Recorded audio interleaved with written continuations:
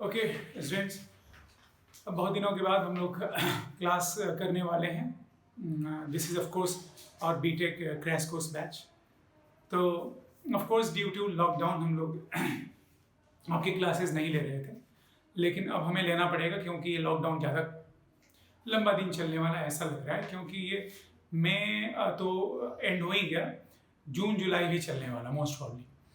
And August में आप लोगों का शायद पेपर होगा, बीटेक का पेपर होगा मोस्ट प्रॉब्ली, होप सो कि हो। तो मैं इसीलिए मैंने सोचा कि आप लोगों का सिलेबस कंप्लीट कर दिया जाए, बिकॉज क्रैश कोर्स में ज़्यादा टाइम भी नहीं लगेगा और हम लोग जल्दी जल्दी से ख़त्म भी कर लेंगे। दूसरी बात ये कि हम लोग रोटेशनल मैकेनिक्स से शुरू करेंगे।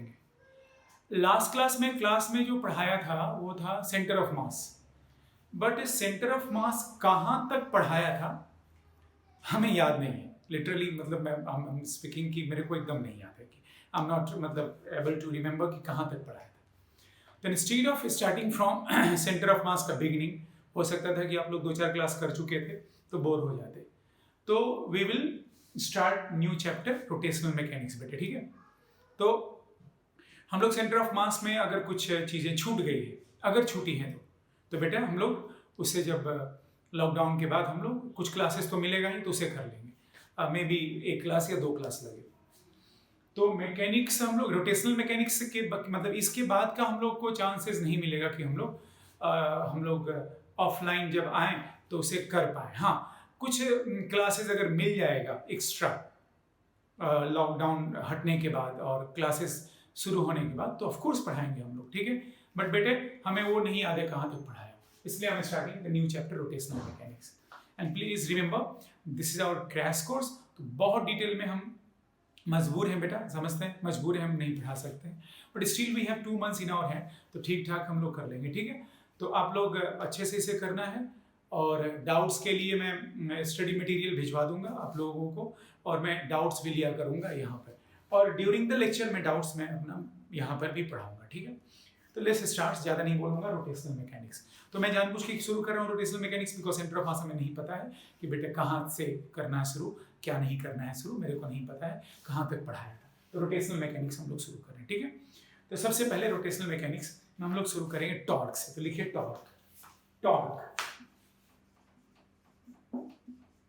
ठीक है। टॉर्क जनरली टाउ वेक्टर से डिनोट करते हैं टॉर्क को, ठीक है।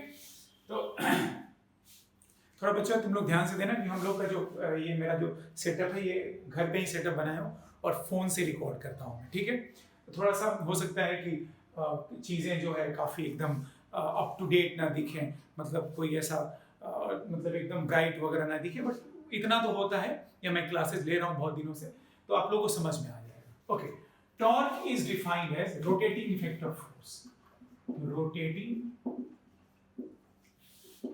Effect of force. Rotating effect of force का मतलब है मेरे बच्चों कि एक ऐसा फोर्स जो किसी बॉडी को किसी एक्सिस के अबाउट रोटेट करा दे, एक ऐसा फोर्स जो किसी बॉडी को किसी एक्सिस के अबाउट रोटेट करा दे, that axis is also known as axis of rotation. The torque is defined as R cross F। Definitions के प्रूफ नहीं होते हैं, it is defined as numerically और mathematically, it is defined as tau vector is equals to R cross F, where R is position vector of point of application of force from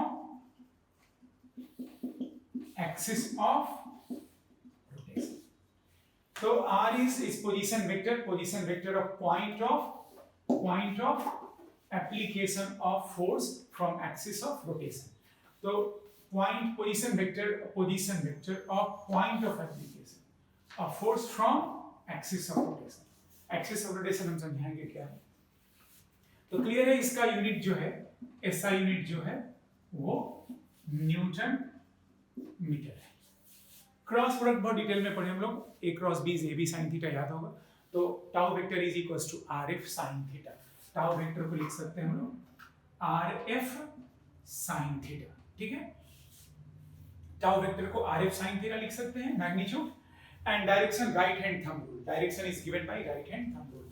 तो direction right hand thumb rule को obey करेगा, right hand thumb rule हमें पता है। मैंने यहाँ पर arrow हटा दिया तो केवल मैग्नीट्यूड की बात कर रहे हैं। तो this is tau vector is equals to RF sin theta, where theta is angle between R and F। याद कीजिएगा R के या वेक्टर A के दो component A cos theta and A sin theta। तो A sin theta हमेशा perpendicular होता है A cos theta के, याद हो। तो चलिए इसको मैं जल्दी से लिखना तो लिख लीजिए, मैं यहाँ पे एक बार समझा रहा हूँ, देखिए देखिए ध्यान से। तो ये मान लीजिए कि एक रॉड है जिसका ये है axis of rotation, this is X axis, this is Y axis. समझिएगा प्लीज, मैं कोशिश कर रहा हूं इसे कि मैं डिटेल में थोड़ा सा पढ़ा दूं।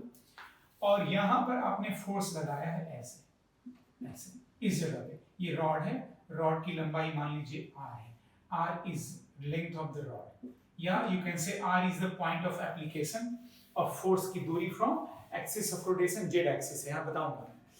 तो बच्चों ये हो गया r और ये हो गया f, this is the line of action of force. समझेंगे एक बार में समझेंगे। This is the line of action of force, this is the line of action of force, and this is the position vector of point of application. देखिए force यहाँ पे लग रहा है, फोर्स यहाँ पे लग रहा है, तो एक्सिस ऑफ रोटेशन से पॉइंट ऑफ एप्लीकेशन की दूरी, तो जहां पर फोर्स लगेगा r वहीं तक मेजर होगा, भले रॉड की लंबाई r से ज्यादा हो। मान लीजिए कि रॉड की लंबाई r से ज्यादा है, ये मान लीजिए रॉड इतना लंबा है, rod is OA is the total length of the rod, but R जो है, R वेक्टर वहीं तक मेजर होगा जहां तक फोर्स लग रहा है, तो R वेक्टर यहीं तक मेजर होगा।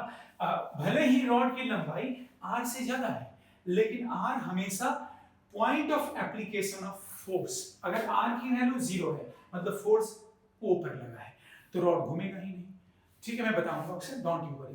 तो पहले तो ये बताइए, ये समझ में आया क्या कि R वेक्टर क्या है? तो R vector is the point of application of force from axis of rotation। now मान लीजिए बच्चे ये एंगल थीटा है, ये एंगल भी थीटा होगा, तो टॉर्क का वैल्यू हो जाएगा RF sin थीटा। यहां से कैसे, A cross B R, and देखिएगा ध्यान से, कंफ्यूजन वाली बात नहीं है, R यहीं तक मेजर होगा, भले रॉड की लंबाई ज्यादा है, रॉड की लंबाई से कोई मतलब नहीं है, R हमेशा मेजर होगा एक्सिस ऑफ रोटेशन से पॉइंट ऑफ एप्लीकेशन की दूरी। तो this is RF sin theta, tau vector is equals to RF sin theta, RF sin theta where theta is angle between R and F, R vector and F के vector के बीच का angle.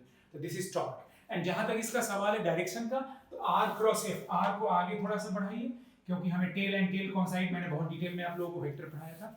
तो R cap लिखा हूं मैं, थोड़ा ध्यान से देखिएगा, यहाँ R वेक्टर लिखा हूं, यहाँ R कैप, ये है डायरेक्शन ऑफ R। तो R cross F right hand thumb rule, R cross F outward होगा, मतलब z axis is the axis of rotation.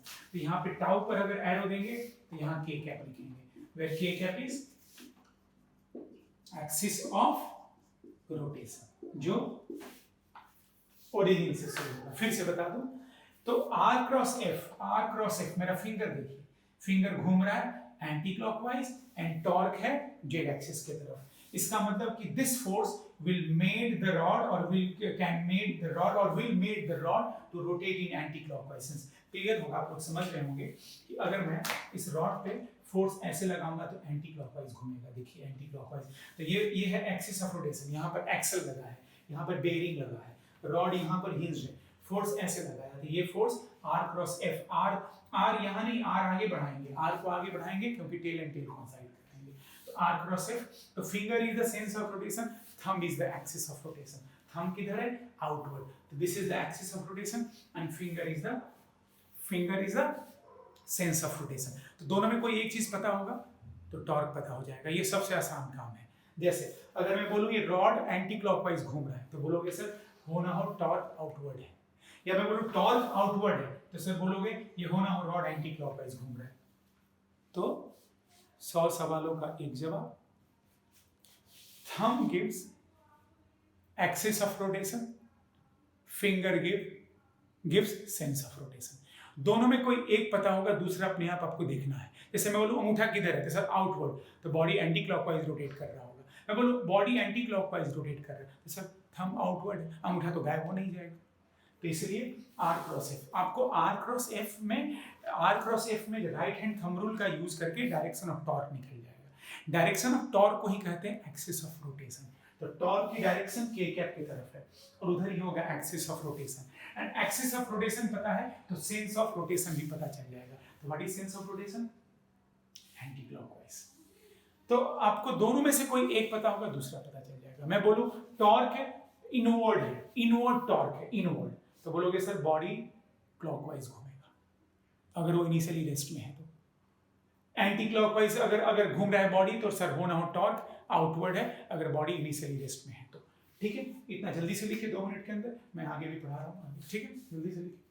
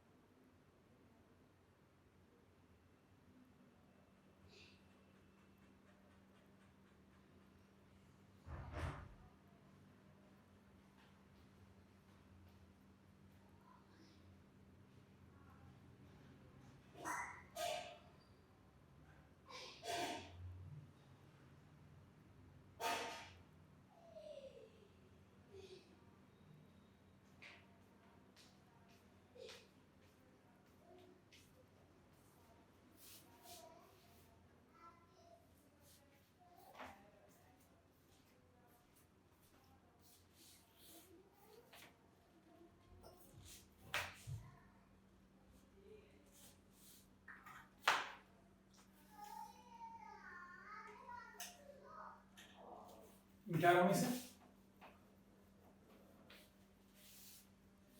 हमारे ऐप पे ये डाउनलोड हो गया होगा और आप लोग इसे 12 घंटे में कभी भी शायद या 9 घंटे में देख सकते हैं। इसलिए आप लोग लिख सकते हैं इसे, कई आप लोग थोड़ा सा हो ये करके स्टॉप करके भी लिख सकते हैं, शायद ये फीचर है। तो देखिएगा प्लीज आगे।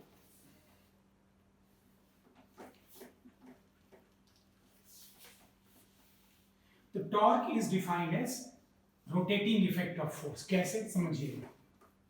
तो बच्चों अभी जो मैंने पढ़ाया उसमें ये था X axis, this was Y axis, ये था एक रॉड पे मैंने फोर्स लगाया ऐसे, ये था इसका पोजीशन वेक्टर कहाँ तक लेंगे, यहीं तक लेंगे। ये एंगल थीटा लिया था तो ये एंगल भी थीटा होगा, हेंस सेंस ऑफ रोटेशन इसका एंटी क्लॉकवाइज होगा। ठीक है, टॉर्क आउटवर्ड होगा। Now torque is equals to RF sin theta, where R is the position vector of point of application, F is the force। इसको हम लोग ऐसे भी लिख सकते हैं, देखिएगा ध्यान से, कि अगर थीटा का वैल्यू 0 डिग्री हो जाए तो टॉर्क 0 होगा। कैसे, साइन 0 0 होता है। थीटा का वैल्यू 0 का मतलब है फोर्स जो है आपने along the rod लगाया है, मतलब ये देखेंगे, प्लीज ध्यान से देखेंगे, ये है रॉड और आपने फोर्स भी ऐसे ही लगा दिया है, फोर्स भी ऐसे ही लगा दिया है और आर भी ऐसे ही है। तो क्लियर है थीटा 0 डिग्री है भाई, क्लियर है ये तो, कि सर ऐसे केस में टॉर्क कैसे प्रोड्यूस होगा। जैसे ये मेरा मार्कर जो है, मान लीजिए ये एक्सिस ऑफ रोटेशन है, ये जो मेरा फिंगर है, ये फिंगर जो है एक्सिस ऑफ रोटेशन है और ये रॉड है। तो रॉड को ऐसे लगाऊंगा फोर्स तो घूमेगा, ऐसे लगाऊंगा तो फोर्स घूमेगा, लेकिन यार फोर्स ऐसे लगाऊंगा तो कहाँ घूमेगा। तो ये ऐसे फोर्स को सेंट्रल फोर्स कहते हैं, क्योंकि ये फोर्स पीछे बढ़ाने पर ओरिजिन से पास होगा।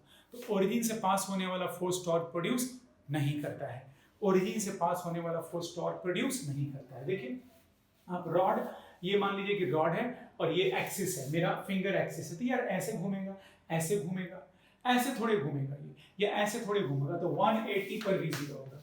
मैं दूसरा पॉइंट लिख रहा हूँ, थीटा की वैल्यू 180 पर भी टॉर्क 0 होगा। 180 का मतलब फोर्स और आर ऐसे तो भी नहीं घूमेगा, तो भी नहीं घूमेगा। देखिए ऐसे फोर्स लगाइए या ऐसे खींचिए बाहर की तरफ या अंदर की तरफ धकेलिए, नहीं रोटेट होगा। लेकिन 90 डिग्री पर टॉर्क मैक्सिमम होता है, 90 डिग्री पर टॉर्क मैक्सिमम होगा, वो RF के इक्वल होगा। 90 डिग्री पर टॉर्क मैक्सिमम होगा अगर आप 90 डिग्री पर फोर्स लगाएंगे, ठीक है, 90 डिग्री पर, तो ये बहुत आसानी से घूमेगा। ठीक है।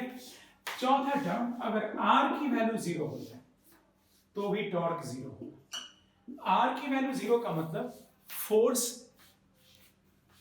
ओरिजिन पे ही लग रहा है, जहां पर एक्सिस है, एक्सिस पे ही लग रहा है। जैसे ये देखिए, ये मान लीजिए कि रॉड है, बहुत आसान है, ये रॉड है, यहां पर ये कब्जे लगे हैं, हिंज लगे हुए, हिंज कहते हैं, हिंज। अब इसको मेरे को घुमाना है, इस रॉड को घुमाना है, तो यार अगर मैं फोर्स यहाँ पे लगाऊंगा तो कहाँ घूमेगा, नहीं घूमेगा। जैसे आप खिड़की दरवाजे अगर घर में एक बार प्रैक्टिकल कर देखिएगा, खिड़की दरवाजे पर कब्जे लगे रहते हैं, कब्जे, हिंजेस, उस पर फोर्स कितना भी लगाइए वो दरवाजा ना खुलेगा ना बंद होगा। दरवाजा को बाहर की तरफ खींचिए या अंदर धकेलिए, टूट जाएगा लेकिन खुलेगा नहीं। खोलने के लिए आपको थीटा 0 या 180 या r की वैल्यू 0 नहीं लेनी होगी। तो ऐसा केस में टॉर्क 0 होता है जब थीटा 0 हो, r 0 हो या थीटा 180 और 90 पर मैक्सिमम होता है, बाकी एंगल पे तो कुछ ना कुछ होगा ना। यहां तक समझ में आ गया।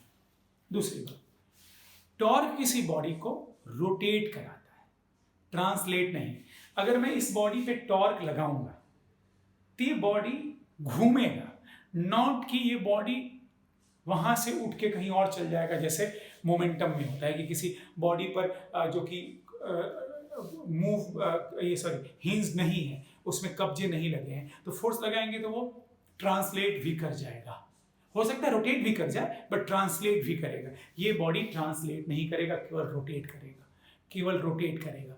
एंड टॉर्क का काम, फोर्स का काम हो सकता है कि बॉडी को मूव कराए, लेकिन टॉर्क का काम केवल होता है बॉडी को रोटेट कराना।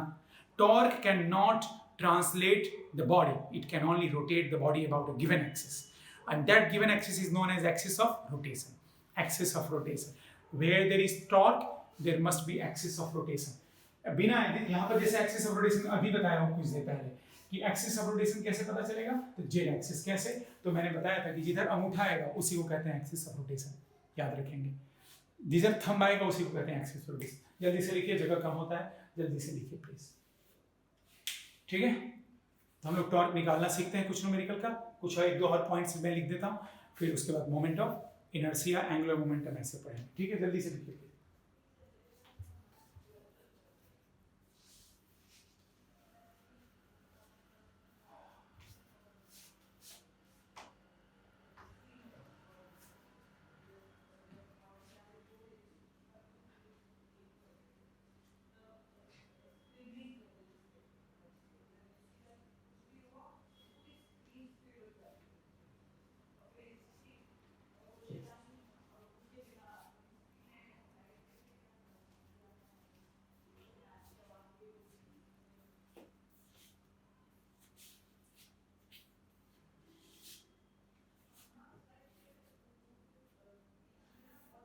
फिफ्थ पॉइंट भी लिख ही देता हूं, जगह है।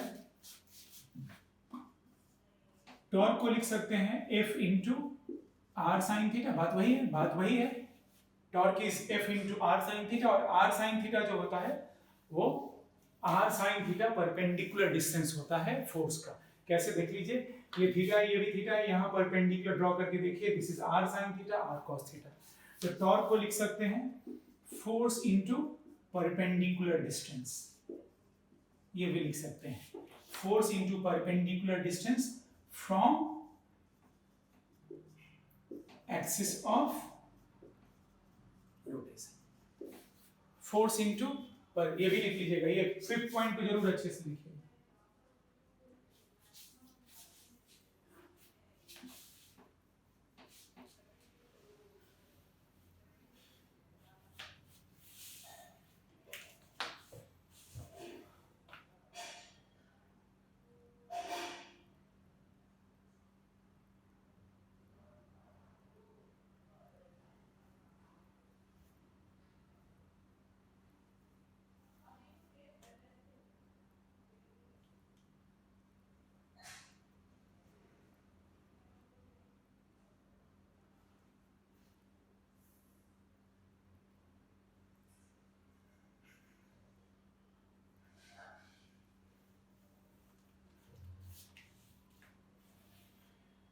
ना आप लोगों को क्रॉस प्रोडक्ट पढ़ा चुका हूं, तो इसको डिटरमिनेंट मेथड से भी लिख सकते हैं आप लोग, इसको डिटरमिनेंट मेथड से भी लिख सकते हैं, ठीक है।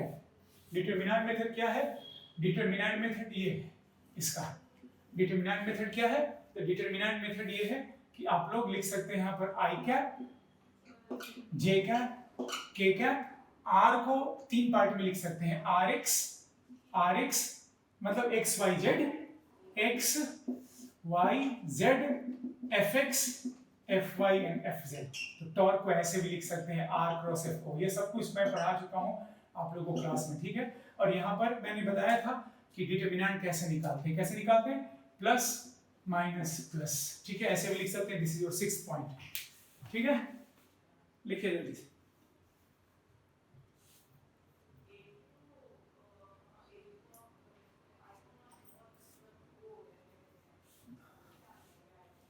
जल्दी जल्दी लिखना है, ठीक है। तो यहां तक लिख लिया होगा आप लोगों ने, तो देखिएगा ध्यान से, बहुत आसान चीज है। आर की वैल्यू 0, टॉर्क 0, थीटा की वैल्यू 0, टॉर्क 0, थीटा की वैल्यू 180, टॉर्क 0, थीटा की वैल्यू 90, टॉर्क मैक्सिमम। टॉर्क का ये वाला पॉइंट स्टार मार्क करके लिखा हूं, जरूर याद रखिएगा। Force into perpendicular distance from axis of rotation, this is very much important. अगर आपसे कोई टॉर्क पूछे और एक्सिस ऑफ रोटेशन न दे तो जो मन वो लिख के आइएगा, मैं आपके भाई से की लड़ाई लड़ लूंगा। टॉर्क पूछे और एक्सिस ऑफ रोटेशन नहीं देंगे, जो मन वो लिख के आइएगा, 5 ऑप्शन लिख के आइएगा। 4 ऑप्शन होते हैं, 5 ऑप्शन, 4 में से कोई भी ऑप्शन लिख के आइएगा, ठीक है।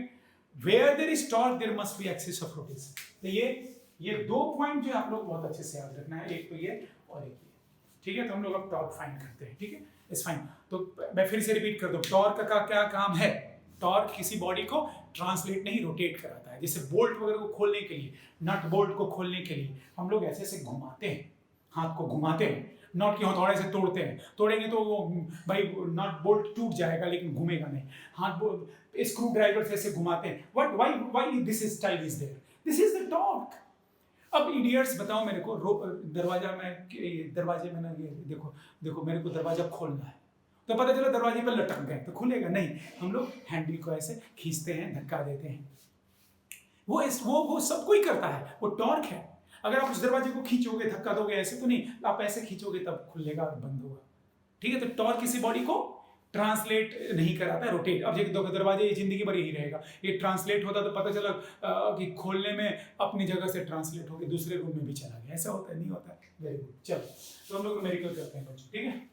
मिटानो में से, चलो इधर से मिटा।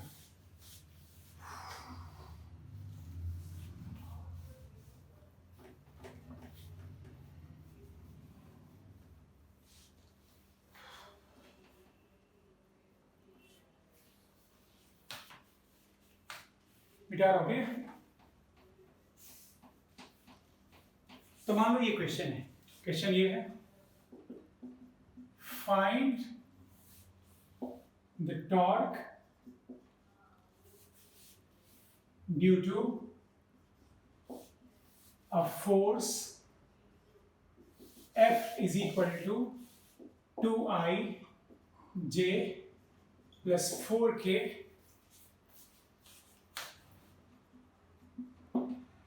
acting at a point 2I 4J 4K about origin, ठीक है। ये आपको देखिए, जब ये ऑब्जेक्टिव पूछेगा तो क्या पूछेगा? अबाउट, फाइंड द टॉर्क नहीं पूछेगा कि which one is the torque of this force. 4 option दे देगा। तो ये क्वेश्चन उतना ही आसान है जितना 4 ऑप्शन दिया जाएगा, ठीक है। 4 ऑप्शन में बना के यहाँ दूंगा तो इट विल टेक टाइम, तो हम लोग सॉल्व कर लेंगे। It's just like objective. 4 option दे दिए तो ऑब्जेक्टिव, नहीं दिया तो सब्जेक्टिव। बट ये ऑब्जेक्टिव लायक ही है, उतनी इसकी औकात नहीं है उस क्वेश्चन की। मेरे बच्चों क्या लिखोगे?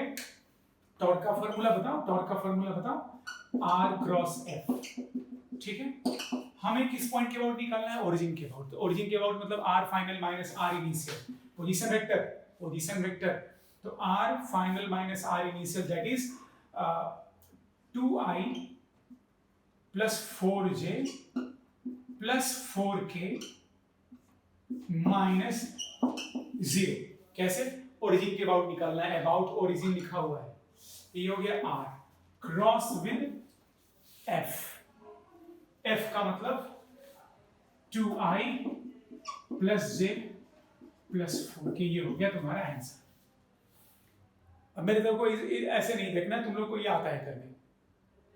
अब सब कुछ मैं नहीं करना चाहता ना बेटा, क्योंकि वेक्टर पढ़ाया अच्छे से। चलो ठीक है, देखो देखो नलायक को देखो, चलो इधर देखो क्या लिखेगा, आई जे सॉरी के प्लस माइनस प्लस, सब कुछ आता है, सब कुछ आता है, तुम लोगों को बदमाशी नहीं करने का। इसका 2, 4, 4 2, 1, 4। अब आगे तो तुम लोगों को आता है, plus I cap, yes plus I cap cross multiply 16, अरे याद होगा, plus I cap row and column, 4 4 जा 16 minus 4, very good, minus J cap 4 2 जा 8, 4 2 जा 8 minus 8 8 minus 8 plus K cap 2 minus 8 2 minus 8 कैसे, 1 2 1 जा 4 2 जा, this is 12 I cap 0 J cap minus 6 के cap, this is the torque, this is your answer. इसका कोई magnitude भी तुम लोगों से पूछ सकता है, मैग्नीट्यूड लेकिन अंडर रूट, इसका कोई मैग्नीट्यूड पूछेगा तो मैग्नीट्यूड ऑफ टॉर्क कितना हो जाएगा, टॉर्क का मैग्नीट्यूड कोई तुमसे पूछेगा तो under root 12 square 144 plus 36, don't ask कैसे आया, अंडर रूट 180, अरे न्यूटन मीटर, अगर ऐसा यूनिट में है तो ठीक है, देख लेना तुम लोग को आता है ये तो निकालने, क्रॉस प्रोडक्ट ये हो गया इसका मैग्नीट्यूड, ठीक है। जल्दी से लिखो, देखो कितना आसान क्वेश्चन है।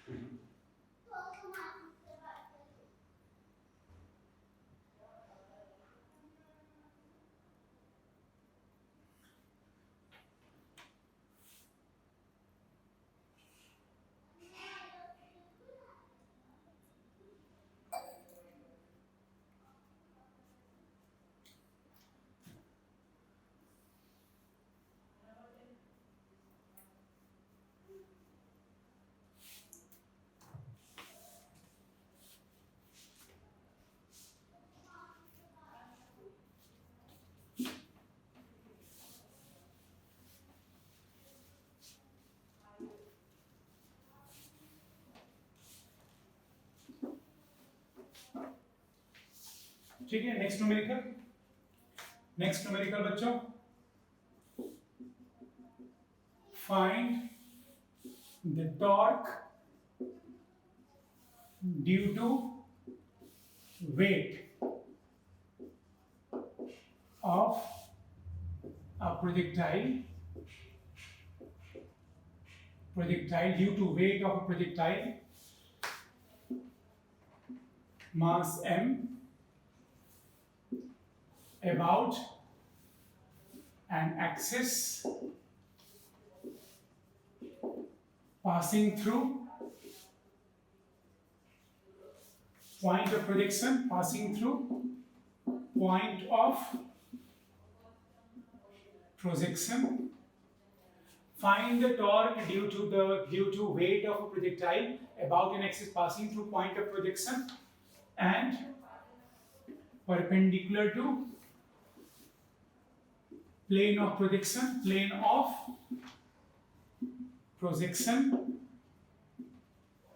when it is at its maximum height.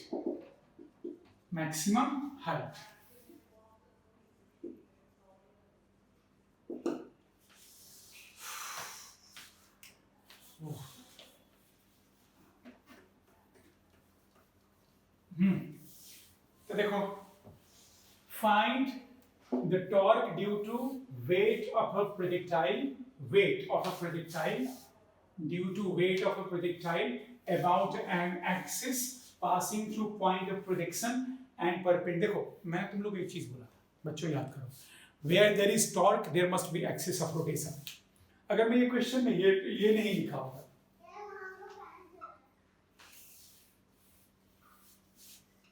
अगर ये मैंने जो अंडरलाइन किया ये नहीं लिखा होता तो ये क्वेश्चन का कोई मतलब ही नहीं होता, कोई कुछ पूछ ही नहीं सकता था, क्योंकि मैंने एक्सिस ऑफ रोटेशन दिया ही नहीं। इसलिए बहुत आसान क्वेश्चन है क्योंकि एक्सिस ऑफ रोटेशन दे दिया हूं। चलिए इधर देखिए, तो क्वेश्चन एक बार जल्दी से पढ़ लीजिए, जल्दी से एकदम क्वेश्चन पढ़ लीजिए, तब तक मैं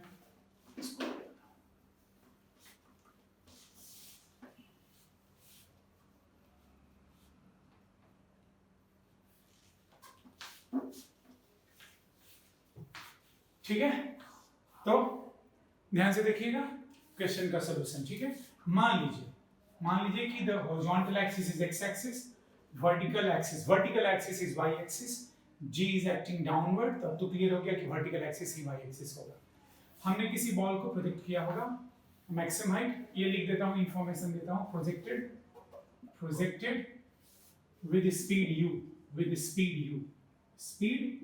u, angle theta with horizontal, ये लिख देता हूं। नहीं तो तुम लोग बोलोगे सर ये इंफॉर्मेशन दिया ही नहीं था। ये छोटी छोटी बातें हम लोग नहीं करते हैं जनरली, क्लास में होते तो हम लोग बोलते हैं हाँ कि मान लीजिए स्पीड u से फेंक दिया, ठीक है, एंगल थीटा। तो हमने question soon low, projected with speed u, angle theta with horizontal, ये ऐड कर लेना। इसका मतलब कि हमने किसी बॉल को यहां से फेंका है, कितने स्पीड से u स्पीड से, कितने एंगल पे, थीटा। तो हमने किसी बॉल को u स्पीड से फेंका है थीटा एंगल पे। जब ये अपने हाईएस्ट पॉइंट पर है, मैक्सिमम हाइट पर है, तब हमें इसके वेट के कारण जो टॉर्क प्रोड्यूस होगा वो बताना है। जब ये बॉल मैक्सिमम हाइट पर है, जब ये बॉल अपने मैक्सिमम हाइट पर होगा, तो ये इस एक्सिस से परपेंडिकुलर डिस्टेंस रेंज के आधा पर होगा, रेंज का आधे पे होगा ये। तो देखिएगा, फिर से ध्यान से देखिएगा, इतना आसान क्वेश्चन है कि एक बार में समझ सकते हैं। Find the torque due to weight, तो मतलब मेरा फोर्स हो गया mg, हाईएस्ट पॉइंट पर जब है, तब हाईएस्ट पॉइंट पर है जब, तो हाईएस्ट पॉइंट पर हो या कहीं भी, mg तो वर्टिकली डाउनवर्ड ही लगेगा। लेकिन जब ये हाईएस्ट पॉइंट पर होगा तो axis of rotation Z axis है यहाँ पर, क्योंकि मैंने x हॉरिजॉन्टल लिया है, y को वर्टिकल माना है, तो एक्सिस ऑफ रोटेशन गौर से देख लीजिए प्लीज, मेरी जरूरत नहीं है, आप क्वेश्चन पढ़ लेंगे तो बहुत कुछ समझ जाएंगे। About an axis passing through point of projection and perpendicular to the plane of projection, मतलब क्लियर हो गया Z axis, point of projection से भी पास हो रहा है एंड प्लेन के परपेंडिकुलर है। तो जेड एक्सिस ओरिजिन से जो पास हो रहा है उस एक्सिस के अबाउट हमें mg का टॉर्क बताना है। अब mg सीधे नीचे लग रहा है, तो यहां से परपेंडिकुलर डिस्टेंस क्या होगा, फोर्स इनटू परपेंडिकुलर डिस्टेंस लिख सकते हैं, या तो r क्रॉस f लिख सकते हैं, बहुत सारे तरीके हैं। तो फोर्स इनटू परपेंडिकुलर डिस्टेंस लिखिए, फोर्स वर्टिकली डाउनवर्ड है, परपेंडिकुलर डिस्टेंस r/2 होगा, क्योंकि this is along negative of y axis, x axis की जो लेंथ होगी वो परपेंडिकुलर होगी, क्योंकि ये एंगल 90 डिग्री है। तो जो समझदार बच्चा है वो एक क्वेश्चन से 4 क्वेश्चन करेगा और बोलेगा कि सर टॉर्क का वैल्यू हो गया mg इनटू रेंज का आधा, क्योंकि आपने बताया था force into perpendicular distance, mg into range is u² sin 2 theta divided bye g, ये तो रेंज का फॉर्मूला है, बट उसका हाफ मतलब यहाँ 2। हेंस आंसर में ये देखो, ये और ये टर्म कैंसिल हो गया, hence the value for torque is equals to m u² sin 2 theta divided by 2। समझ रहे हैं? Yes, this is your answer. Now ये टॉर्क की डायरेक्शन किधर होगी, आपसे कोई पूछे टॉर्क की डायरेक्शन किधर होगी, तो r क्रॉस f, r को आगे बढ़ाएंगे, देखेंगे प्लीज, r को आगे बढ़ाएंगे, f को नीचे बढ़ाएंगे, ये हो गया आर कैप और ये हो गया फोर्स कैप। कैप मतलब देयर डायरेक्शन। नाउ याद होगा क्रॉस प्रोडक्ट पढ़ाया था आप लोगों को कि दो वेक्टर का क्रॉस प्रोडक्ट तब ही निकालते हैं जब दोनों का टेल एंड टेल कोइंसाइड कर जाए। जो बच्चे नहीं पढ़े हैं मेरे से वेक्टर वो अभी पढ़ लिया कि sir tail and tail coincide कराएंगे। टेल एंड टेल कोइंसाइड करने के लिए आर को आगे बढ़ाया, एफ को भी आगे बढ़ाया, तब तक आगे पीछे बढ़ाते रहेंगे जब तक दोनों का टेल एंड टेल कोइंसाइड न कर जाए।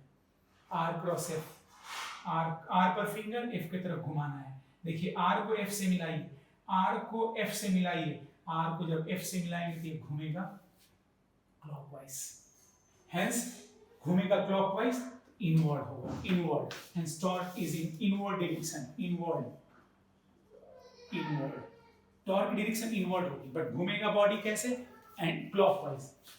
अब बच्चों देख लो बॉडी क्लॉकवाइज घूम भी रहा है, देखो देखो देखो, ये पैराबोलिक पाथ को देखो, क्लॉकवाइज पाथ है। तो कितना क्लियर है, आर परपेंडिकुलर डिस्टेंस, डिस्टेंस की बात कर रहा हूं, डिस्टेंस में वेक्टर थोड़े लेंगे यार, डिस्टेंस परपेंडिकुलर डिस्टेंस ये हो गया एंड ये हो गया mg, mg का परपेंडिकुलर डिस्टेंस। बट डायरेक्शन निकालने के लिए तो आपको दोनों का टेल एंड टेल कोइंसाइड करना पड़ेगा। लिखिए जल्दी से, लिखिए, और भी न्यूमेरिकल करना है एक दो, उसके बाद बात करते हैं मोमेंट ऑफ इनर्शिया, ठीक है।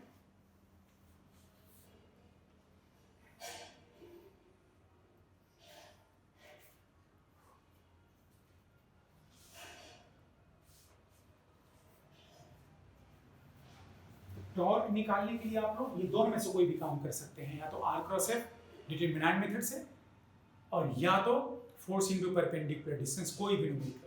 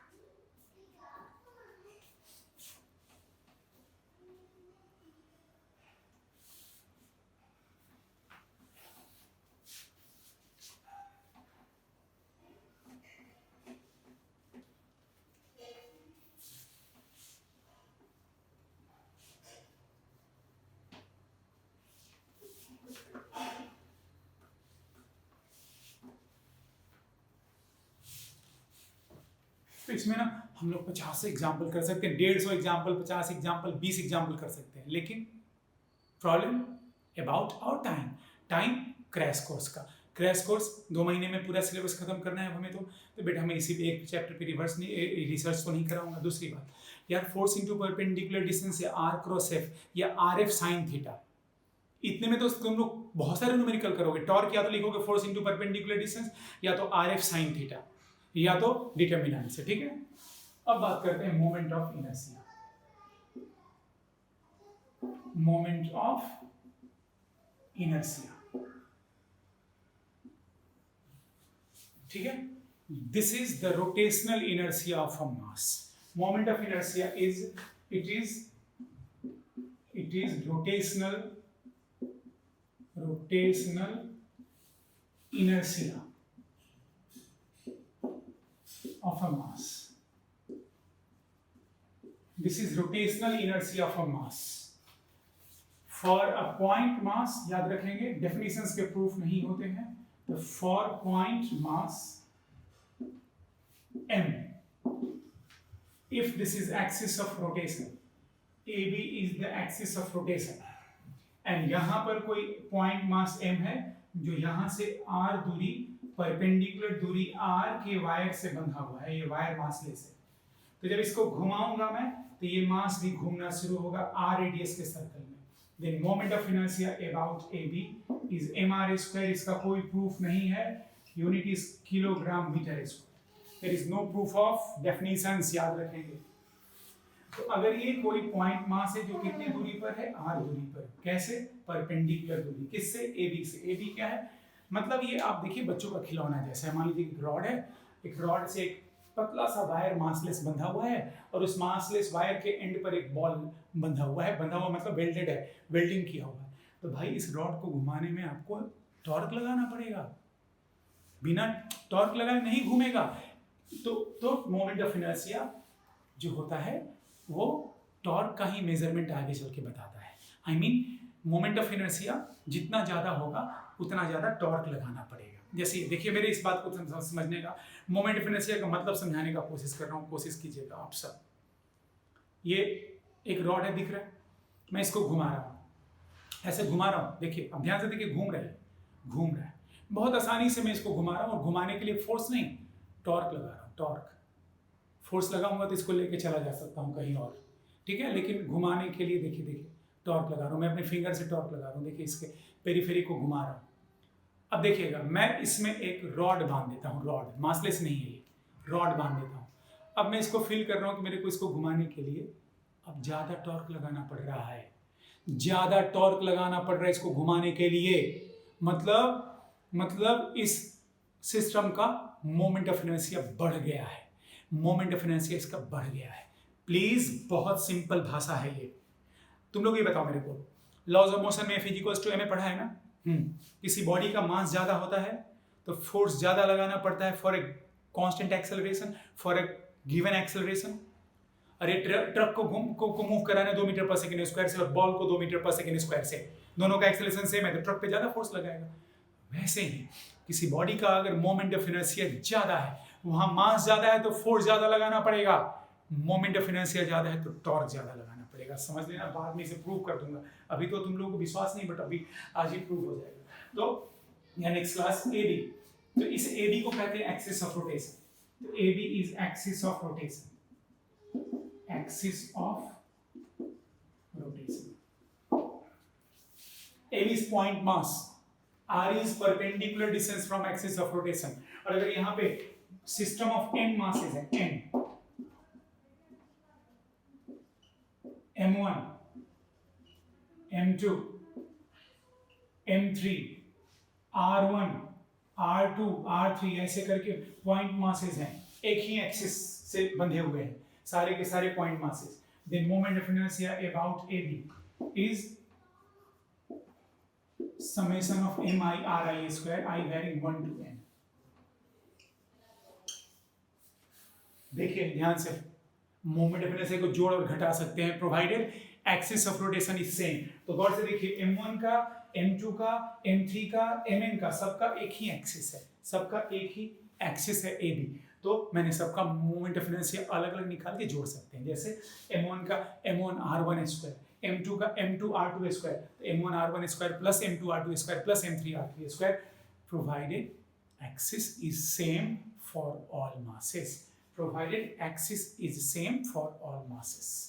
Clear? You can add and subtract moment of inertias। देखो बहुत स्लो बोल रहा हूं मैं, you can, इसलिए एक क्लास और ज्यादा लग सकता है। You can add and subtract moment of inertias provided their axis of rotation is same। एक राज की बात जो आप समझ लीजिए, इस पूरे चैप्टर में बिना एक्सिस ऑफ रोटेशन का कुछ जिक्र नहीं होता है। Where there is torque, axis of rotation पढ़ा दिया। Where there is moment of inertia, there must be axis of rotation. आगे पढ़ेंगे एंगुलर मोमेंटम, वहां भी एक्सिस ऑफ रोटेशन। बिना एक्सिस ऑफ रोटेशन का कुछ डील नहीं होगा। प्लीज जल्दी से नोट कीजिएगा, तो मैं और भी बताने वाला हूं फॉर्मूला, ठीक है।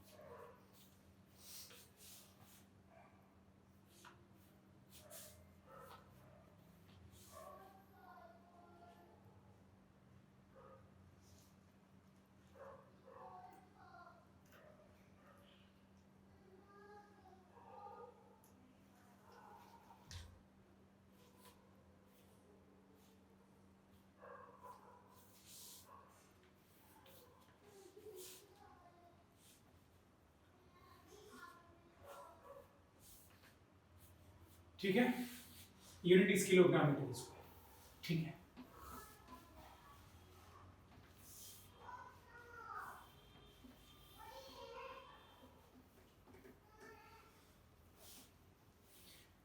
तो mr², ये सारे पॉइंट मासेस के लिए एप्लीकेबल हैं। पॉइंट मासेस नहीं होगा तो समेशन की जगह इंटीग्रेशन से करते हैं हम लोग। तो अभी इंटीग्रेशन के न्यूमेरिकल बाद में करेंगे, अभी पॉइंट मास की बात करते हैं। तो पॉइंट मासेस के लिए we can add and subtract moment of inertia provided axis of rotation is same for all masses. Clear? Okay, एक टर्म में जल्दी से डील करता हूं, radius of gyration. Radius of gyration. तो मान लीजिए यहां पर n मासेस थे, अभी मैंने बताया m1 m2 m3 so on, ये m1 m2 ऐसे करके बहुत सारे मासेस थे यहां पर, ठीक है। तो सारे मोमेंट ऑफ इनर्शिया, सारे पार्टिकल का moment of inertia is summation of mi r² i varying 1 to n। था याद है? अभी मिटाया। अब क्या करना है मेरे बच्चों, इस एक्सिस का क्या नाम था? AB। अब क्या करना है कि आपको सारे मासेस को हटाना है और एक मास रखना है, और एक ऐसे जगह पे रखना है जहां पर वो सारे मास को रखने पर उन सारे मास का जोड़ एक जगह, मतलब आप नहीं समझ रहे होंगे तो चलिए मैं समझा दूं कि आपको एक्सिस पहले वही रखना है। मैं फिर से वही बात बोल रहा हूं बट दूसरे तरीके से। हमको एक्सिस वही रखना है जो पहले था। आई मीन एक्सिस चेंज करना तो अलाउड है ही नहीं। तो एक्सिस से भी था, एक्सिस से भी रखा। अब सारे मासेस को हटा देना है और एक मास रखना है। एक मास रखना है जिसका जोड़, जिसका वैल्यू इन सारे मासेस के जोड़ के बराबर हो। आई मीन एक मास रखना है जिसका वैल्यू समेशन ऑफ mi हो, i वैरिंग 1 to n। मतलब हमको इन सारे मासेस को हटाना है, एक मास रखना है कहीं भी। आप देखो कुछ बच्चे बोलते हैं राइट में रखे कि लेफ्ट में रखे, कान के नीचे बजेगी, ये बॉडी रोटेट करेगा तो लेफ्ट में ही जा सकता है, राइट में भी आ सकता है, बाहर भी आ सकता है। रोटेट करता है बॉडी तो ये राइट में थोड़े है, ये तो किसी भी साइड जा सकता है। तो सारे मास को हटाना है और एक मास रखना है। उस एक मास का वैल्यू सारे मासेस के सम के बराबर हो, सारे मासेस के सम के बराबर हो।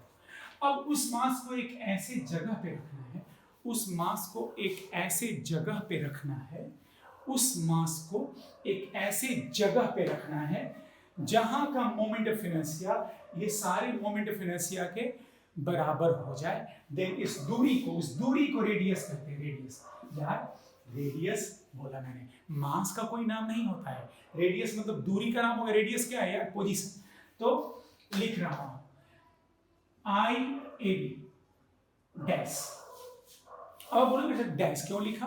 अरे यार एक्सिस तो वही है बट मोमेंट ऑफ इनर्शिया अब तो पार्टिकल अलग है, एक ही मास है। तो लिखेंगे mk²। If I dash AB is equals to IAB then K is radius of gyration। मतलब ये कि एक सिंगल मास का मोमेंट ऑफ इनर्शिया जिसका वैल्यू सबके मास के सम के बराबर हो, उस सिंगल मास का मोमेंट ऑफ इनर्शिया सबके मोमेंट ऑफ इनर्शिया के कलेक्टिव सम और सम के बराबर हो, देन उस सिंगल मास के पोजीशन को हम लोग रेडियस ऑफ जाइरेशन कहते हैं। That is mk² is equals to summation of mi/ri²। K is equal to summation of mi/ri² by total mass का under root is known as radius of gyration. ये आपको दिख रहा है ना? हाँ, वेरी गुड, दिख रहा है। This is known as radius of जाइरेशन।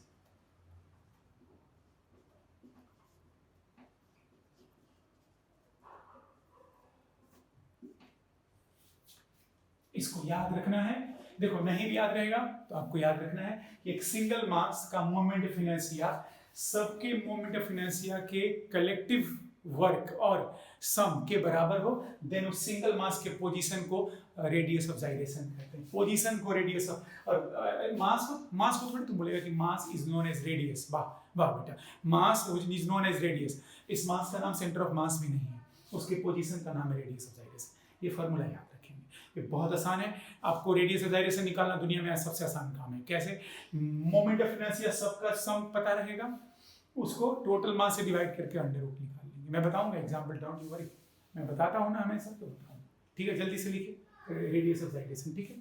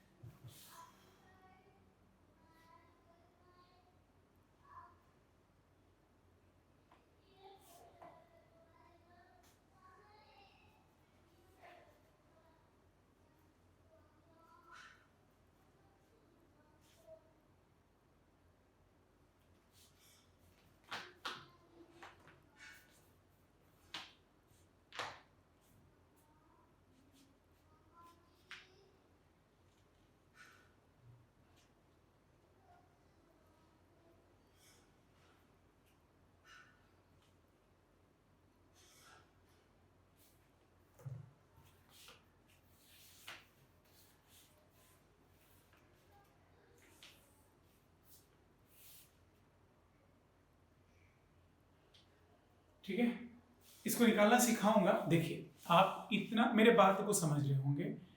पूरे सिस्टम का मोमेंट ऑफ इनर्शिया, पूरे सिस्टम का moment of inertia divided by total mass का under root is the radius of जाइरेशन।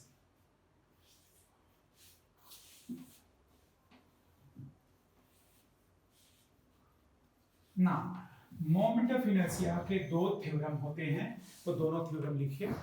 Perpendicular and parallel axis theorem, the theorem of axis.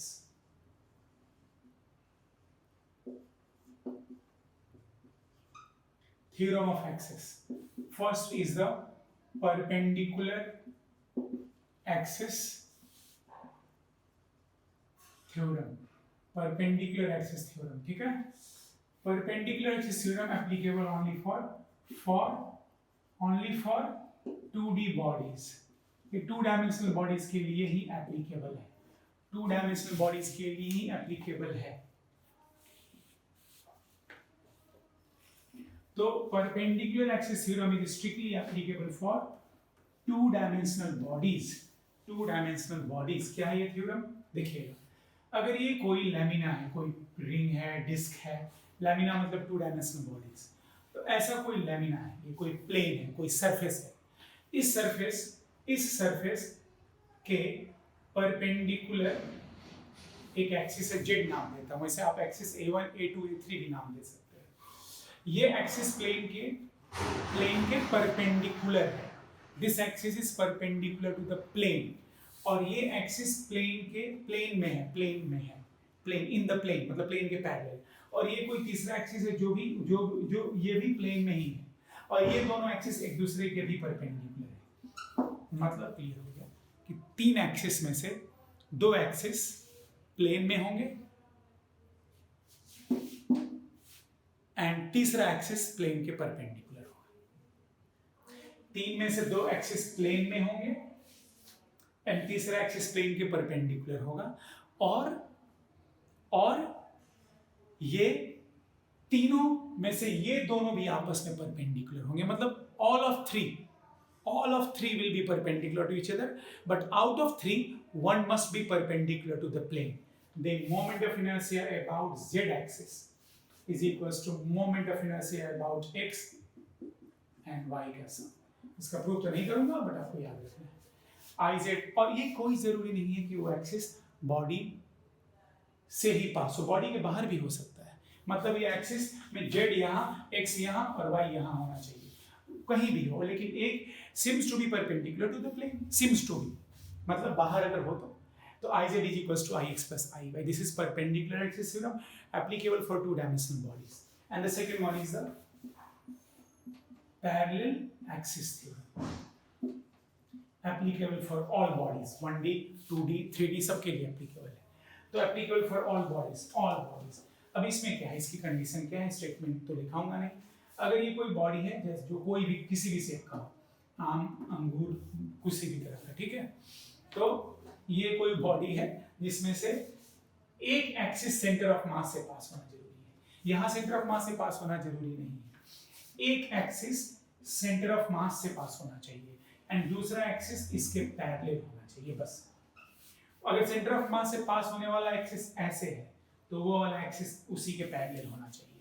Centre of मास से पास होने वाला axis कहीं से भी पास हो, कैसे भी पास हो, दूसरा एक्सिस उसके पैरेलल हो।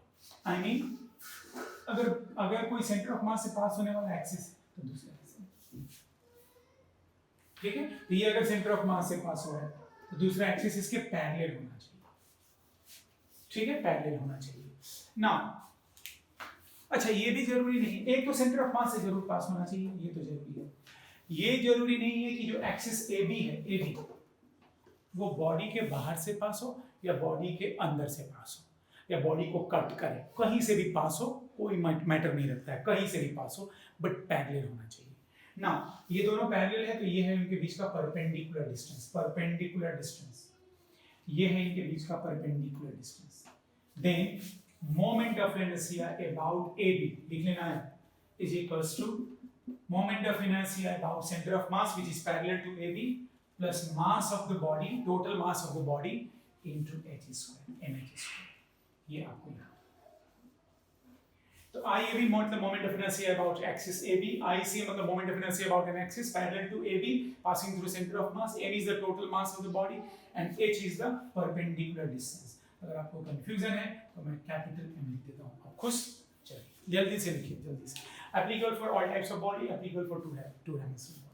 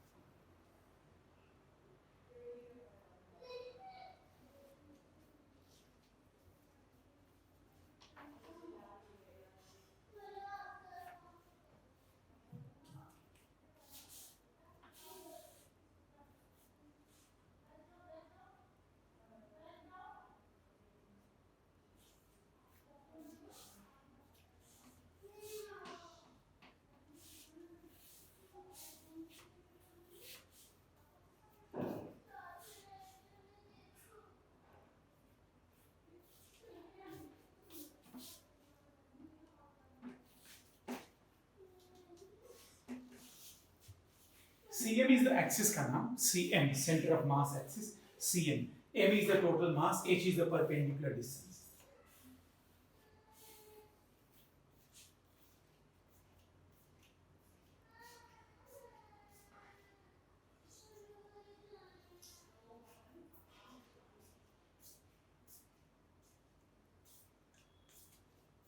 Atomics।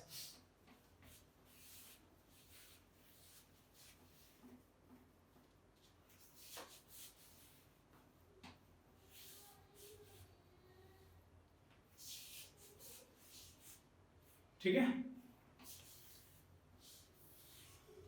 तो हम लोग अब मोमेंट ऑफ इनर्शिया निकालते हैं कुछ बॉडीज का, फिर यूनिफॉर्म बॉडीज का निकालेंगे, ठीक है, मतलब निकालेंगे क्या, वी विल मेमोराइज दैट, ठीक है।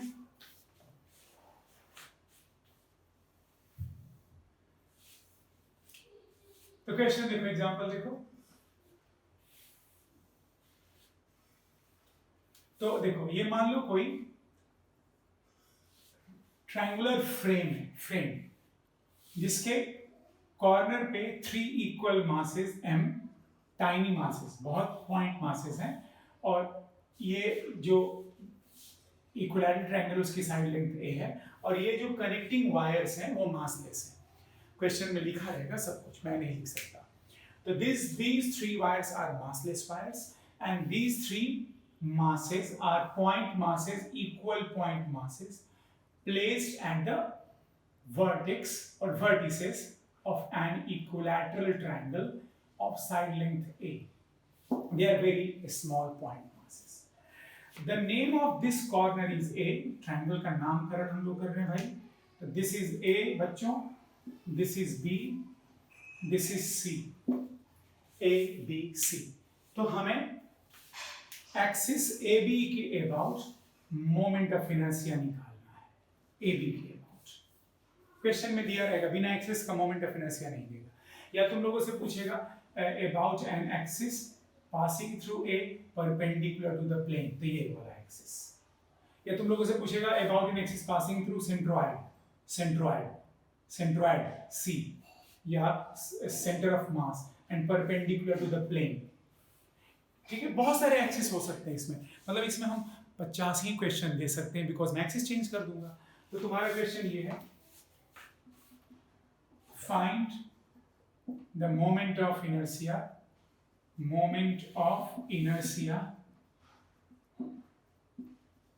About first A B, second an axis passing through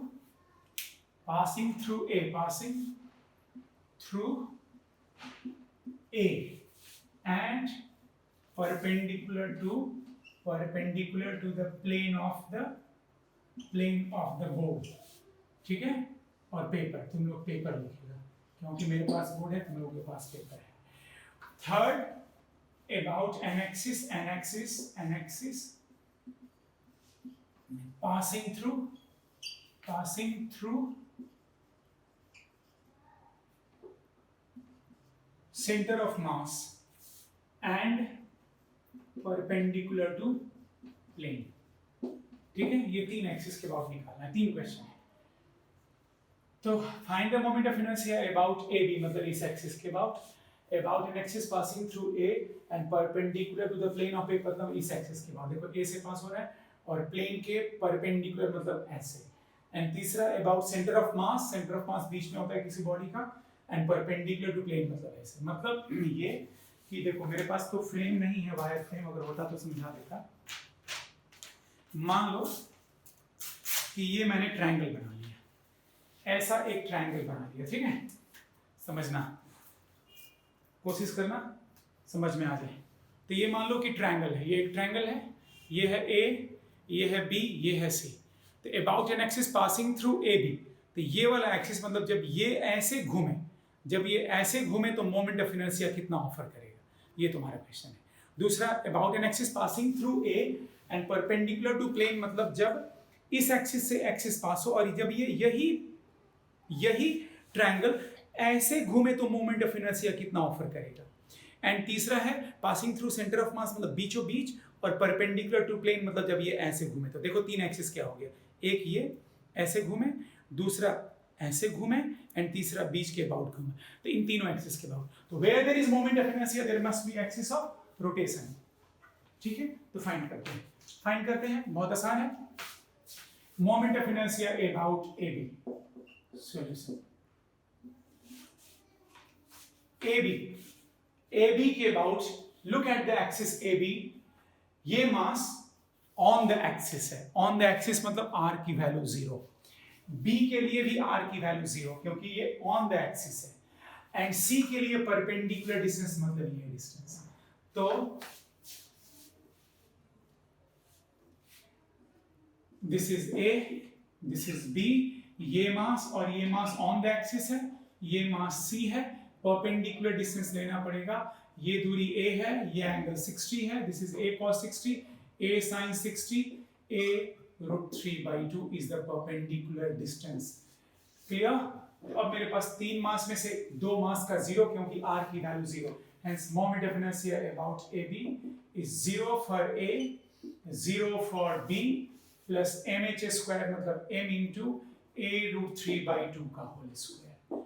hence this is m into a² m into a² 3 3ma square by 4 is the answer.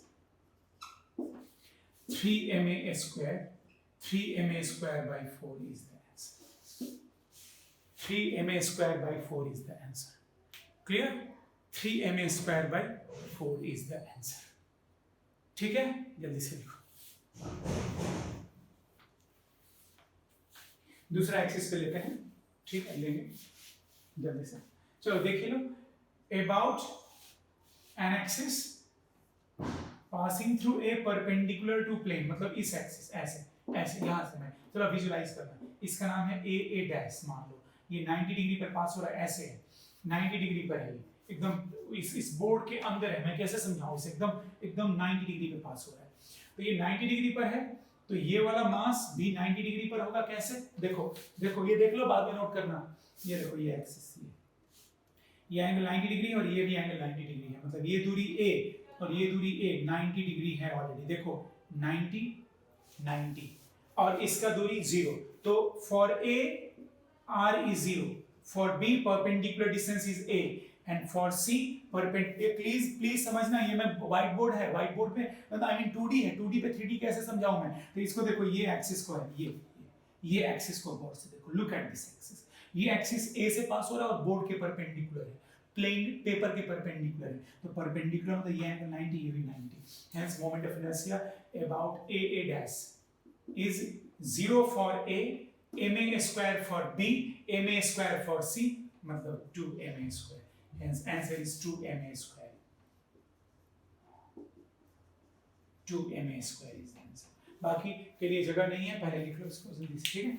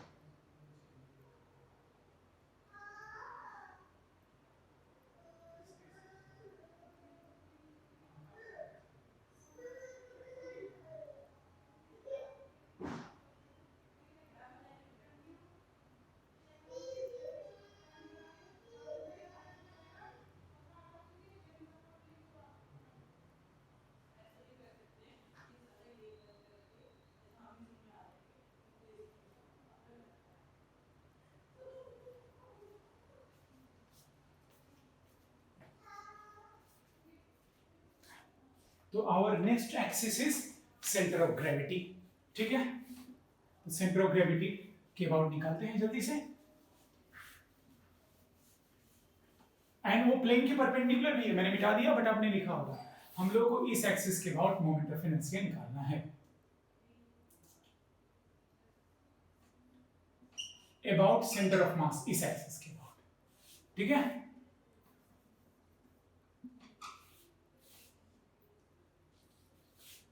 हमें ये देखिए सेंटर ऑफ मास है, हमें इस एक्सिस के about moment of inertia निकालना है. तो ये हमारा थर्ड पॉइंट हो गया. ठीक है. थर्ड यहीं पे लिख देता हूं मैं. 2 बता दिया. बोलिए. नहीं पता है. ये देखिए प्लेन के परपेंडिकुलर है, ये प्लेन के परपेंडिकुलर है, तो इसका नाम रखेंगे centre of mass and perpendicular to the plane.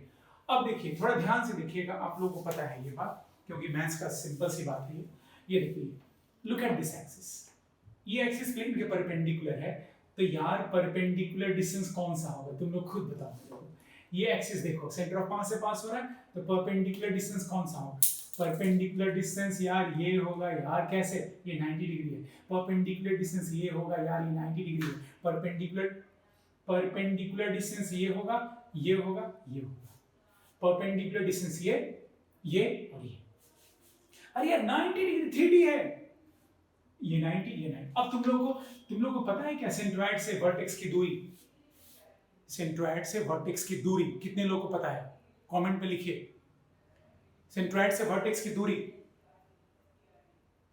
अरे नहीं, जिनको पता उनके लिए बता देता हूं, देखिए जिनको नहीं पता है, यहां से परपेंडिकुलर ड्रॉ करो इडियट्स, ये कितना है a/2, ये कितना होगा 30 degree. I will take help of cos 30, cos 30 is equals to base मतलब a/2 अपॉन हाइपोटेनस मतलब वही, हाइपोटेनस मतलब सेंट्रोइड की दूरी। तो देखो cos 30 √3/2, √3/2, हेंस h का वैल्यू a/√3, बहुत फेमस रिजल्ट है a/√3 साइड लेंथ बाय, तो परपेंडिकुलर डिस्टेंस ये वाला a/√3 होगा, this is a/√3, this is a/√3।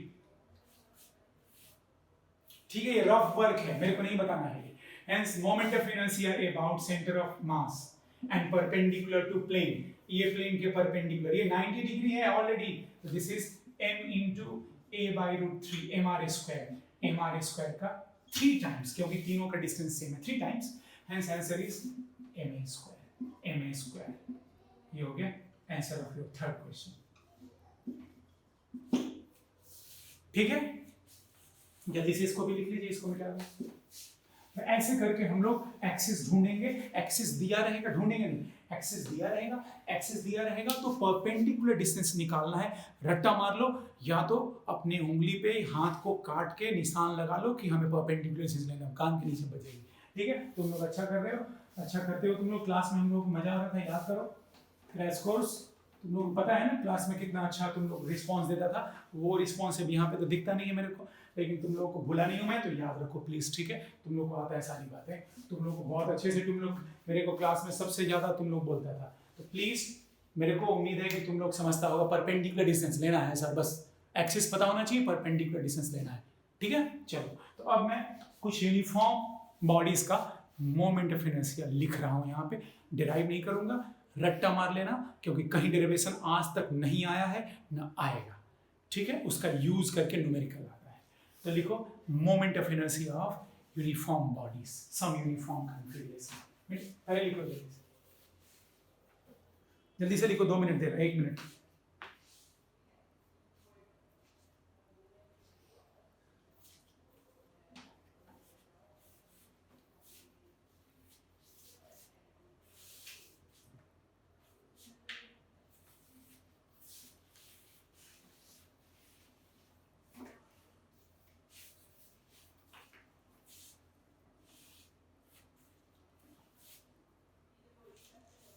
ये याद रखना, सेंट्रोइड की दूरी किसी इक्विलैटरल ट्रायंगल में वर्टेक्स से a/√3, साइड लेंथ by√3, मिटाओ इसे। ठीक है, तो लिखो moment of inertia of uniform bodies, लिखो uniform rod, moment of inertia of uniform bodies, moment of inertia of uniform bodies. First uniform rod जिसकी लंबाई L है, मास M है और एक्सिस ये AB है। ठीक है, ये एक्सिस सेंटर ऑफ मास से पास हो रहा है, और लेंथ के परपेंडिकुलर है। मैं एक्सिस लिखूंगा तो बड़ा बड़ा एक्सिस का नाम हो जाएगा, तो length is L, this is centre of मास। तो तुम लोग बताओ इस एक्सिस का क्या नाम रखोगे, इस एक्सिस का क्या नाम बोलोगे, रखोगे नहीं, क्या नाम बोलोगे जिससे सब कुछ क्लियर हो जाए। तो क्या बोलोगे, moment of inertia about an axis passing through centre of mass and perpendicular to length. याद रखना है, कोई भी भूलेगा मार खाएगा, ml² by 12, ml²/12 centre of mass के अबाउट लेंथ के परपेंडिकुलर। देखो एंड से पास अगर वो एंड से एंड और लेंथ के परपेंडिकुलर ही है बट एंड से पास हो तो moment of inertia about AB is equals to parallel axis theorem लगा दो, पैरेलल एक्सिस थ्योरम लगाओ, ये दोनों एक्सिस एक दूसरे के पैरेलल है तो क्या लिखोगे ICM प्लस MH², ICM की जगह ml²/12, MH मतलब परपेंडिकुलर डिस्टेंस L/2 का होल स्क्वायर, सॉल्व करोगे ml²/3 तो AB के about ml²/3, moment of inertia about AB मैं नाम एक्सिस का लिख दिया हूं, तुम लोग एक्सप्लेन खुद से करो, क्या बोलोगे about an axis passing through one of the end and perpendicular to length. ना देखना मैं यहाँ फिर से रॉड बना रहा हूँ, दोबारा रॉड बना रहा हूँ अबाउट दिस एक्सिस, इसका भी नाम CM है बट CM C'(M' लिख रहा हूँ, जल्दी से बोलो इस एक्सिस का नाम बोलो जल्दी से। About an axis passing through center of mass but parallel to the length 0, C'(M'). कुछ भी कंफ्यूजन होगा सुन लोगे मेरे से, C'(M') इज 0 क्योंकि पूरा का पूरा रॉड का मास इसी लाइन पे लाई करेगा। ये हो गया एक्सिस, देखो इसका नाम A लिख देता हूँ, A, this is B, configuration is same, नाम है rod but axis is different. इसका मतलब कि एक ही बॉडी का मोमेंट ऑफ इनर्शिया अलग अलग है, एक्सिस के अबाउट अलग अलग हो सकता है, तो जहां भी मोमेंट ऑफ इनर्शिया हो गया there must be axis. Here ABC, ring, second is the ring,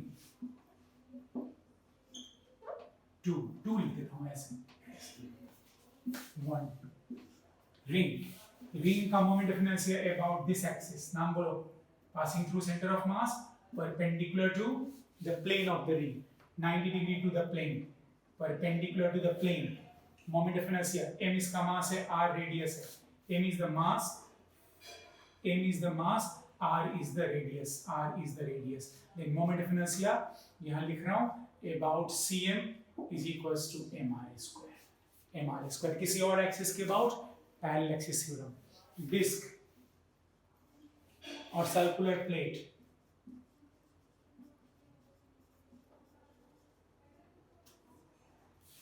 ठीक है, mr²/2, ये जगह नहीं है, चलो लिखो, कोई और एक्सिस के अबाउट पैरेलल एक्सिस थ्योरम लगा लोगे, पैरेलल एक्सिस थ्योरम लगाओगे, ठीक है।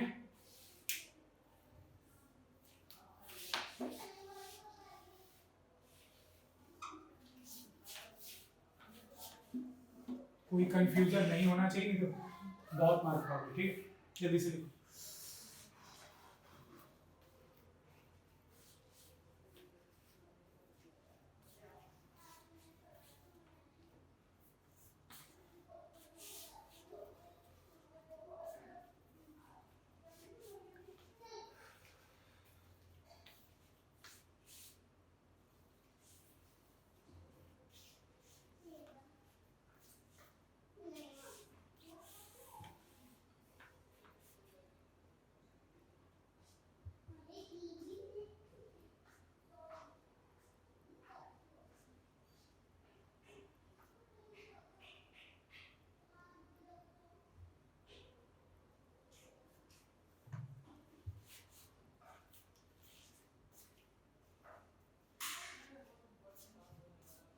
क्या कर रहा हूं मैं,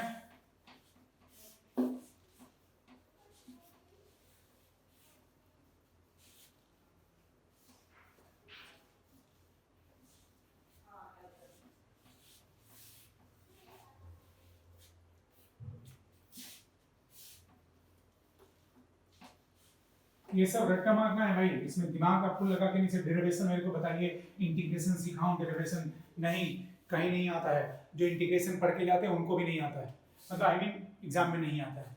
the third one is the circular plate और डिस्क, सर्कुलर प्लेट, तो प्लेट में मास पूरे पूरे एरिया पे मिलेगा, तो अबाउट दिस एक्सिस, बोलो इस एक्सिस का नाम बोलो, क्या बोलेंगे, centre of mass axis and perpendicular to the plane, तो moment of inertia about CM, यहां लिख देता हूं इसके बगल में, इज mr²/2, रिंग का आधा, ठीक है। हॉलो स्फीयर, हॉलो स्फीयर, इसमें याद रखना है कि परपेंडिकुलर एक्सिस थ्योरम नहीं लगेगा बिकॉज ये 3D हो गया। Perpendicular axis theorem is applicable for 2D configuration, यहाँ पे एप्लीकेबल नहीं है। Hollow sphere about this axis passing through centre of mass, plane तो यहाँ डिफाइंड ही नहीं होगा क्योंकि ये 3D है। तो ये मान लो कि ये सेंटर ऑफ मास एक्सिस है, तो moment of inertia about centre of mass 2/3 mr²। याद रखना है 2/3 mr², where m is the mass, r is the radius. ठीक है। Fifth one is the solid sphere, और केवल स्फीयर का मतलब ही सॉलिड होगा। तो इसका moment of inertia same, centre of mass के अबाउट 2/5 mr², 2/5 mr²। 6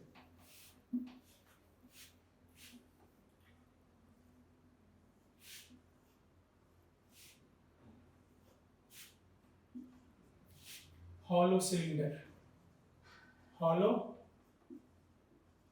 सिलेंडर, और ये एक्सिस कौन सा है, passing through centre of mass and axis of the cylinder. साफ साफ दिख रहा है, लिखना है। तो this is I about axis is equals to, ये हॉलो है, इसका क्रॉस सेक्शन ऊपर से देखना है। इसका क्रॉस सेक्शन कैसा है, तो क्रॉस सेक्शन इसका रिंग जैसा है, क्योंकि हॉलो है तो mr², रिंग जैसा है तो mr², where m is the total mass। Seventh, चलो जल्दी से लिखो, जल्दी से लिखो।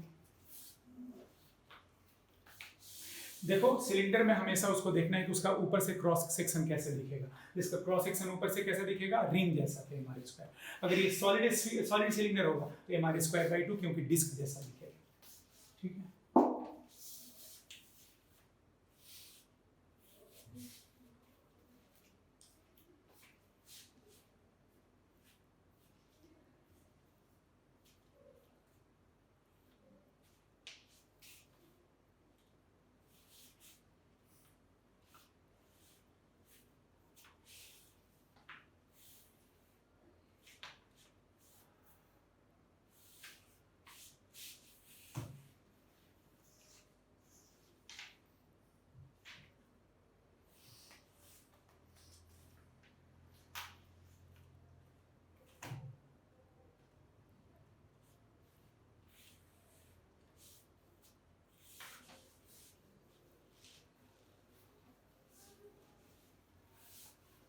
सॉलिड सिलेंडर, ठीक है।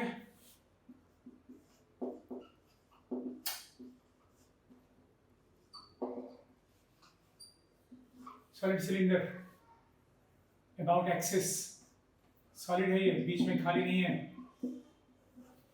अबाउट एक्सिस, इसका ऊपर से देखने पर कैसे दिखेगा, circular plate mr²/2।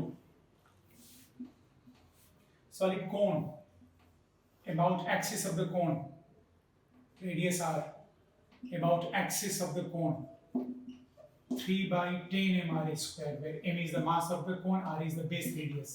small m capital M कुछ भी लिखो।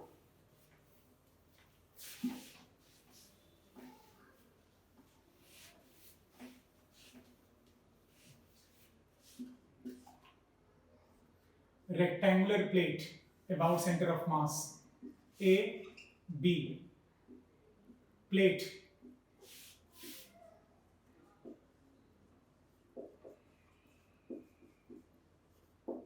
rectangular plate about this axis,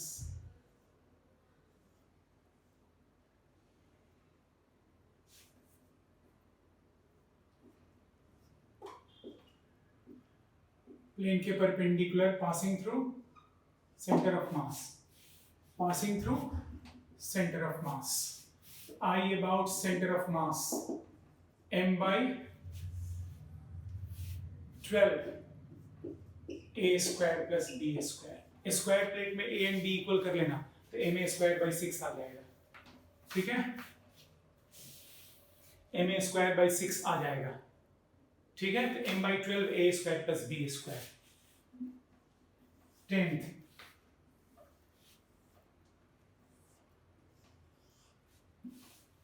hollow cylinder, ये देखना, 10th थोड़ा स्टार मार्क कर देता हूं। ये हॉलो सिलेंडर, बोलेगा ये तो सर पढ़ ही लिया, वो अलग था। मतलब आई मीन सेम था बट एक्सिस अलग होगा यहाँ। हॉलो सिलेंडर, लेंथ ले रहा हूँ L, अब रेडियस R और इस एक्सिस के अबाउट पूछ रहा हूँ।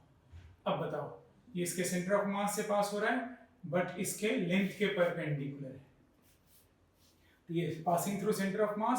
बट पहले ये देख लो, बाद में नोट करना, पहले ये देख लो।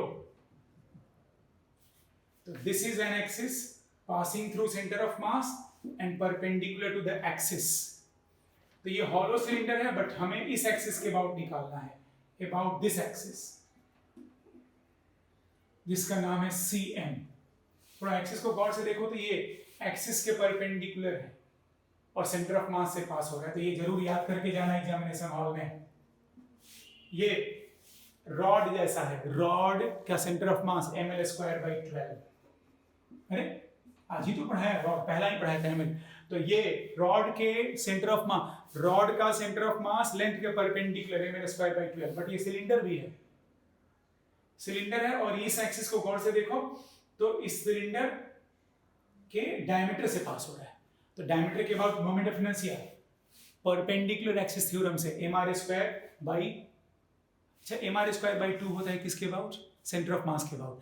तो डायमीटर के अबाउट उसका आधा, क्योंकि डायमीटर दो डायमीटर ले लेंगे तो परपेंडिकुलर एक्सिस थ्योरम, तो दो डायमीटर, मतलब उसे भी इसके बाद बता दूंगा, बट mr²/4 लिख लो सबसे। mr², ये क्यों ऐड करता हूं मैं समझाता हूं, ये क्यों ऐड कर रहा हूं मैं समझा रहा हूं। पहले तो ml²/12 नहीं समझाऊंगा मैं, mr²/4 क्यों ऐड कर रहा हूं समझा रहा हूं, ठीक है, इसे जरूर लिखना।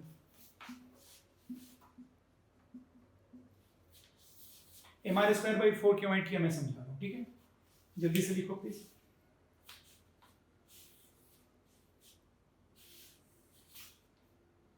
सॉरी ये हॉलो है यार, तो हॉलो है तो mr²/2 हॉलो है, अगर सॉलिड होगा तो mr²/4 हो जाएगा, बट ये वही रहेगा ml²/2। चलो मैं समझा रहा हूँ mr²/2 कैसे आएगा, ये लिख लिया।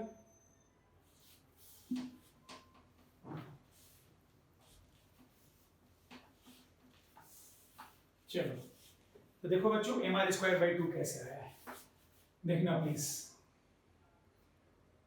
ये मान लो कोई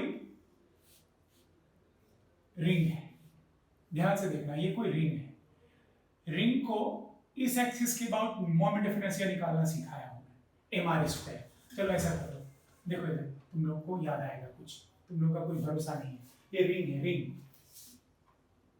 ring, look at this axis, ये एक्सिस सेंटर ऑफ मास से पास हो रहा है, प्लेन के परपेंडिकुलर है, सेंटर ऑफ मास से पास हो रहा है, प्लेन के परपेंडिकुलर है। Moment of inertia about centre of मास क्या बताया हूं, mr², आज ही बताया we know। now look at this axis, ये वाला एक्सिस इस एक्सिस के पैरेलल है ये, तो this axis is diameter of the ring, diameter of the ring. तो ऐसा करो, इसको तुम लोग मान लो एक्स एक्सिस, तो एक और डायमीटर ले लो जो इसके परपेंडिकुलर होगा, नाम होगा उसका वाई एक्सिस, ठीक है, X axis, this one is X axis and this is Y axis, ठीक है, या ये भी 90 है तो एक्स वाई किसी को, हाँ ठीक है, एक्स वाई। तो वन मैंने देखो, ये वाला इसका डायमीटर है, रिंग का डायमीटर है ये,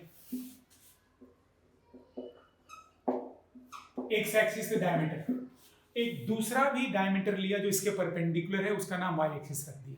now according to perpendicular axis theorem, ICM is equals to IX plus IY।